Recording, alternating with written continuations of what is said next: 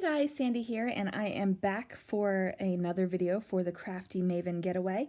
Today I am using my How to Kill a Kit with Style kit, and I'm being inspired by the circles that is on our inspiration piece for this month. So I've got some Disneyland photos, I've got my kit. Let's see what I can do.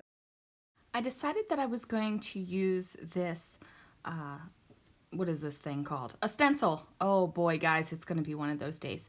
So I decided to use this stencil. I believe it came from Jelly Bean Soup. Now I want to create a mask with this stencil because I want to use some glitter paste and I want it to be fully within the stencil. And instead of trying to get the glitter paste just within the stencil and not on the outside of the stencil, I decided an easy way to prevent that from happening was to create this mask. So I cut it out, and I cut it out just ever so slightly inside of the line that I traced around the stencil, and that's because I want the stencil to cover up some of this paper so that there's no really like overlap. Now I am adhering my two sheets of paper to each other just so that they hold still, and I'm not going to get a whole lot of glitter spill from underneath the stencil. Now of course, you know me, I make a mess. So I did still get some glitter spill, but I'm okay with it. So there we go. I've put the stencil down back over top of my mask. And the only thing I'm doing here is putting down enough purple tape that I can have this thing not move around on me. Now I should have, what I think I should have done was do part of the stencil, let it dry, move some tape, and do another part of the stencil. And I think that that would have prevented my spillage from underneath of the stencil, just because this is a big expanse of stencil that I, put a lot of glitter paste on. So I am using some Brutus Monroe glitter paste, and if you haven't used Brutus Monroe glitter paste, you need to get your hands on some. It's just amazing stuff. It's so creamy, it goes on great, it lasts for a while. Now with this, I'm using a lot of glitter paste. I'm just using a palette knife, and see how I don't have to worry about the glitter that's going on the outside edge of the stencil. I would have to be so careful and just so meticulous to make sure that my glitter didn't get on the outside of that. And I'm just glad I don't have to deal with that. So I am filling in all the circles with the glitter paste.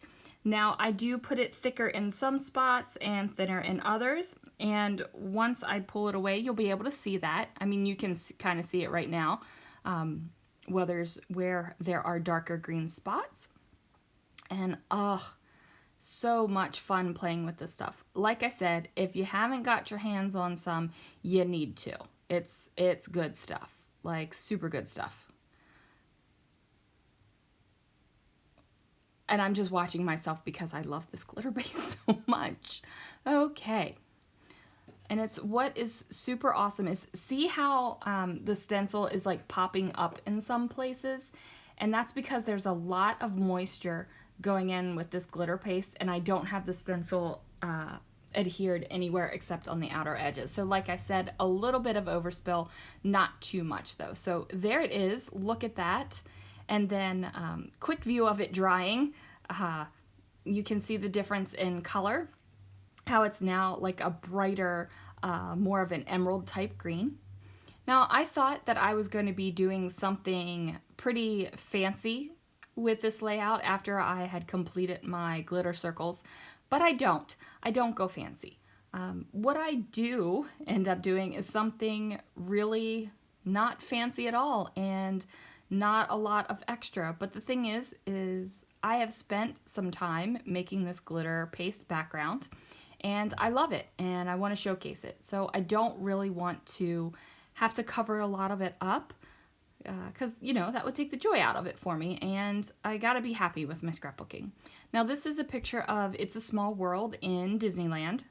It is much different than the one in Disney World, so if you've only ever been to one park or the other, you've never experienced it. The outside is super different.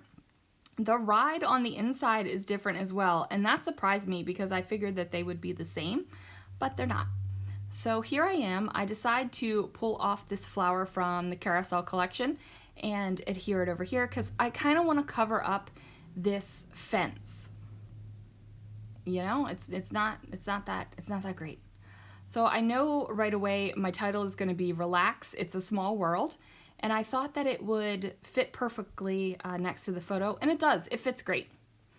Right there, that flower, I like the way it looks, and then I'm going to put on It's a Small World with these orange letter stickers.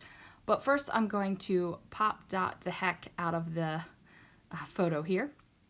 And that's a lot of pop dots, and I did do pop dots instead of foam because this was the height that I wanted. And like I've said in other videos, I use different pieces of unfun foam, and I use different foam adhesive because it gives me different layers and different levels of pop outedness, if that's a word. Pop outedness? Yeah, we're going with it, guys. Like, we're making up words all the time when I'm scrapbooking these layouts. So pop outedness, surprise, it's a new word.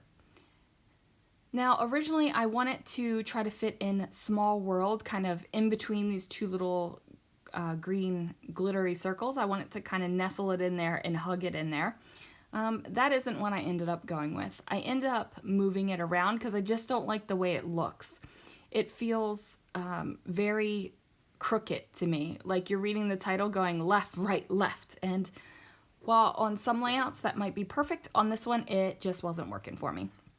So I am going to move all of the letter stickers, and because I've already adhered them down and pressed them down pretty hard, they do bend up a little bit, but honestly guys, it's not a problem for me. So I go ahead and move those letter stickers over, and I'm much happier with it. Now, the first thing I do is fill in that space because I feel like, you know, there's a gap there, so I should put something there. And I pull off some of the puffy stickers from that Relax sticker packet. And you know what? I don't like it. I know I don't like it right now. I think I might layer something on it. I try to figure out what I'm going to do, and I don't do anything with it. It comes off.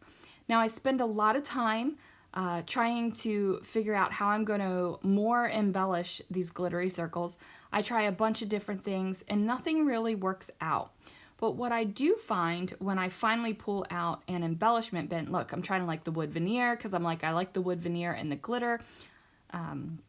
But no, I just don't like it. It's not good. I think about bringing in some enamel dots, and I'm like, nope, nope, nope. That's not what I want either. So here's where I get the bright idea to check out just my little embellishment case here. And I find a glitter globe, and this is awesome. It's a green glitter globe. Well, I'm gonna futz around with some other stuff first, but I do find the green glitter globe, and I switch out the flower for the globe. That arrow doesn't make it either, guys. Like, it's seriously, this is a process, and pretty soon my camera's gonna cut out because my husband called, and it rings to my iPad. So, you know, I come back, but don't worry, I don't do a whole lot. Like I said, this layout is basic. All right, guys, I decided to keep this one pretty simple. I don't know what it is. I just loved this glitter paste and the circles so much. I really didn't want to cover them up, and every time I tried to bring something in, it just wasn't working for me. So I have matted this onto some green cardstock, threw in my title, one little embellishment, popped up my photo, and it's done, guys, and I'm happy with it. See you guys soon.